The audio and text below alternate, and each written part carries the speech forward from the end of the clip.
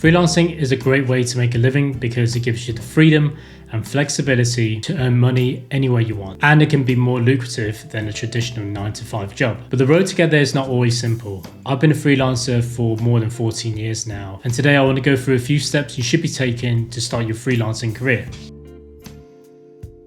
So the reason why I put this first is because even if you're not going to watch the full video, at least watch this part. Now, there's a big misconception about contract of agreement, and a lot of people get scared about contracts and legal documents. What I've noticed is a lot of content creators out there are trying to get you to buy their pre-written contracts for $49.99. But in reality, you don't need any of that stuff. Now, there are a few things to consider when it comes to contract of agreement. The main thing to factor in is the size of your client and also the size of your project. Now, if you're working within your country and you're working with really small clients or individuals, a good example of this would be a wedding photographer. Your clients are not going to have contract of agreement, document of obligation, or NDAs in place. In these scenarios, it's definitely something to have available.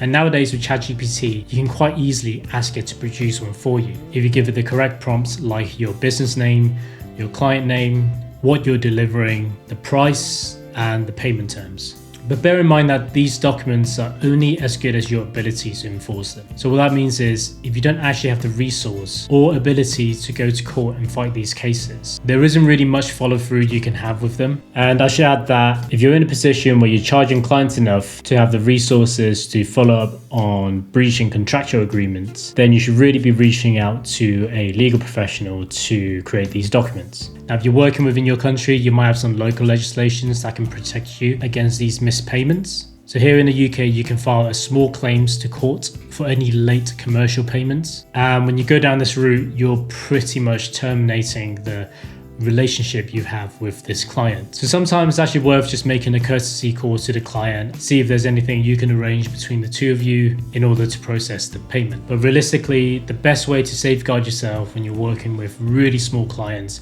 or individuals would actually be to just request payment up front or partial payment up front.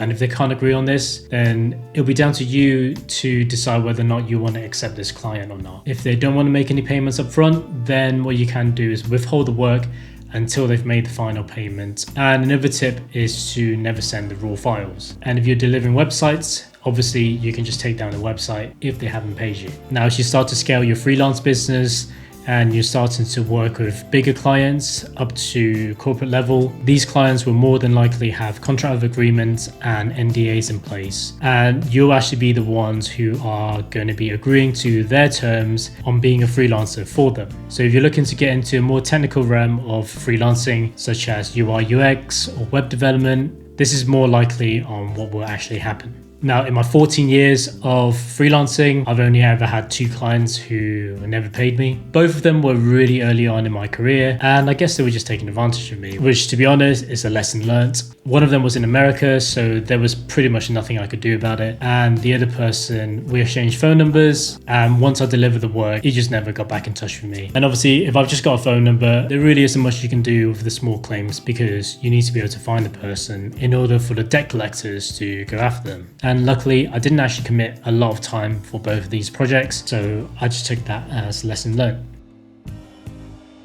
I think the most important thing is to actually identify what you're most passionate in, whether or not you're actually in full-time employment or you're just starting out. Because for the first few months and even up to a year, it's likely that you're not going to be making a lot of money from doing your freelance gig. So you want to make sure you're really enjoying the work, and there might be periods where you need to do some of this work as a personal case study without actually getting paid when you're starting off and you're building up your portfolio. Another thing to bear in mind is not to take on every single freelance job that you can find. So for example, for me, I solely focus on delivering UI UX solutions and educational content, but previously I tried my hands on doing videography and photography as well. And at one point I even considered doing physiotherapy. The problem is when you start diversifying yourself too much, it then becomes more difficult for you to find freelance gig because you're not really building a strong client base that you can rely on and start developing relationship with these people long term. And as a freelancer, one of the best ways to find work is definitely through connection and recommendation. If you haven't done so already, you want to create a portfolio for your work. Hopefully you've got some work or case studies available that you can publish onto your own portfolio website. But if you haven't got that yet, what you can always do is to create your own case studies or to do some of the work on a personal level. Case studies are really important because it demonstrates to your potential clients that you are able to deliver professional quality level of work. Now, I've got some videos on my channel already that talks about some examples of case studies that you can follow along if you're a UI UX or web designer. And I've also got another video on how to deliver engaging portfolios, so make sure to check those out. In terms of platforms for portfolio, if you are a web developer, obviously you should really be coding that up yourself. I coded up my personal one because I used to pick up some development work, and over time I've moved away from that. And for my own web agency, I've actually done it on Squarespace because it provides a lot of good templates, and the customization features within Squarespace is really powerful. And I think Squarespace just makes it really easy for you to buy your domain name and host it on their platform. And they've also got support as well, so if you don't know what you're doing, you can always contact them and they'll be able to help you out. And in terms of platforms other than Squarespace, obviously you got Wix and WordPress as well. I would definitely recommend creating a website or creating something in Figma. I wouldn't recommend using Behance or Dribbble as your main portfolio page. Even though they are good platforms, it doesn't come across as professionally as having your own website.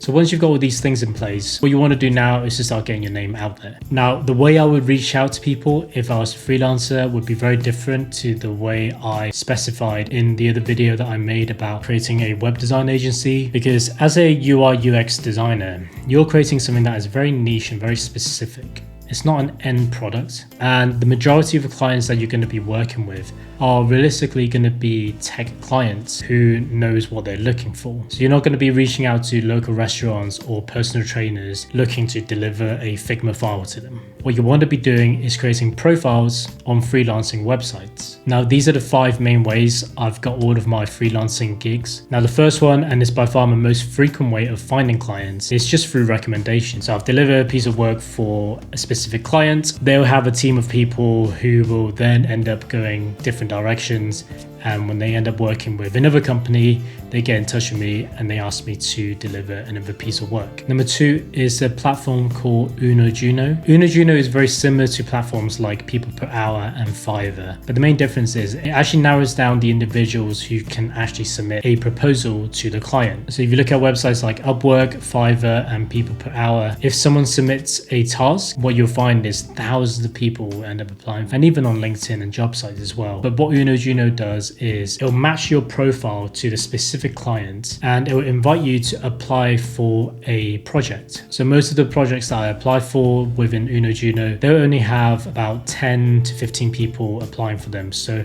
you're competing with a much smaller sample size. On the trade-off, you can't submit for everything. Now, obviously for me, I offer a very specific skill set. So Uno Juno is able to cater that for me. But at the same time, if the client's looking for someone who's junior, then Uno Juno will be able to do that as well. So it's definitely a platform I recommend if you're starting out doing UI UX freelance work. Next is job sites and LinkedIn. Job sites and LinkedIn, they're not actually just for applying for permanent jobs. A lot of companies will post their freelance requirements onto job sites and LinkedIn. Most of these tend to be bigger clients, but the difference is you're really only going to be working on one specific piece of work for the client. Next is events and conferences. I've had a lot of success going to events and conferences. Even when I was starting out 10 years ago, it was still a good place for me to meet new people and to find freelance work. As I mentioned before, the gaming client that I've got, I actually met them through a gaming conference. I just kind of spoke to them, told them what I do, and I ended up working with them. So it's definitely something that I would recommend. And even if you don't find a freelance gig immediately after going to an event or a conference, it's also a really good place for you to network and meet like-minded people. It's definitely something that I would recommend going to when you're starting out freelancing. And lastly, People Per Hour. I've had some success with it previously when I was doing more artworking and graphic design work. But for me, for platforms like People Per Hour, Upwork and Turning, it's the fact that you're just going to be competing with thousands and thousands of people over the same piece of work. Now, obviously, there are many people who have success on them, but personally, because I already have a lot of work coming in from the different stream that I mentioned earlier, I haven't really had the need to invest in the time to build out a Upwork portfolio. But there are a lot of content out there that talks about how to get started on Upwork, so definitely look those up. Okay, so now you have your portfolio ready and you're reaching out to clients through all the different platforms. One of the most important things for you to start doing now is to be confident in your ability. What I've noticed is a lot of the times when people start freelancing, they undervalue their capabilities and they overestimate on what the clients are demanding from them. What a lot of people say would be, oh, I'm a 6 out of 10 on UI design, or I'm a 5 out of 10 on doing user research. And when you start ranking yourself, or you're not confident in your ability when you're talking to a client, that's when you start putting the deliverables on a pedestal and you think that you're not able to deliver on something. But in reality, it's very straightforward and it's easier than it seems. If you are already a UI UX designer, most of the things that clients will be asking you to do are all very familiar to you already. So even though it sounds really simple, it's really important to actually believe in yourself as a designer and your capability to deliver work. Next, let's talk about structuring your pricing. So if you're working with a large organization, a lot of the time they actually have a pretty big budget for freelancers, and you might not even need to negotiate on what you're going to be doing, and they'll pay you a certain amount to deliver this specific piece of work. Now, in that instance, it's relatively straightforward, but let's say you're working with a smaller client who are a little bit tighter on the budget. What you should be doing is to bundle up your work at a certain price, and then when they start to negotiate, you take out sections within the bundle to reduce the price and ultimately your effort as well. So I talked about this in one of my previous videos, and for example, let's say you're working with a client and you're proposing to them that you'll work on user research, user flows, and UI wireframes. And let's say that is at a cost of $3,000. Now, if they start to negotiate, what you can do is for $3,000, this is what the three things I'll deliver. But if we reduce it down to $2,200, I'll deliver just user flows and UI wireframes. This way, not only are you reducing the cost to your clients, but at the same time, you are reducing the amount of effort you're putting in as well. This works out a lot better over if you were to just reduce the price you were charging to client, but you're still delivering everything they're asking for. Now, obviously, there might be certain scenarios where this doesn't work. So it'll be down to you as a freelance entrepreneur to decide whether or not it's something that you want to take on. And the last advice that I can give is don't be afraid to give out some free advice. Now, obviously, that doesn't mean you should start working for free. So let's say you're talking to a client and you're talking about UI design. It's actually quite good to demonstrate your capabilities when you start talking about how you would deliver UI designs, because that actually ends up demonstrating your capabilities to them. So as an example, what has happened before for me is client was very specifically looking for someone with Salesforce experience. Now, I've delivered multiple websites on Salesforce platform before, and there are certain things that I know can and cannot happen when you're working with that platform. And the rate that I quoted was outside the budget, and they decided not to work with me initially. But after 2 or 3 weeks, they ended up coming back to me because the other person they ended up hiring were just not able to deliver what they were looking for. And they came back to me and offered me the freelance project. And if I had withheld my knowledge on using the Salesforce platform because they weren't paying me yet, then I probably wouldn't have been offered the freelance gig at the end. So those are the 7 tips I have for anyone who's looking to start freelancing. Hopefully you found that useful, and if you have any questions, feel free to drop me a comment below. And if you're looking to start your own web design agency, which differs slightly from offering freelance service, then you can click on this video here. Alternatively, if you want to learn about how to set up a really good portfolio, you can click on this video here. Thanks for watching and see you next time.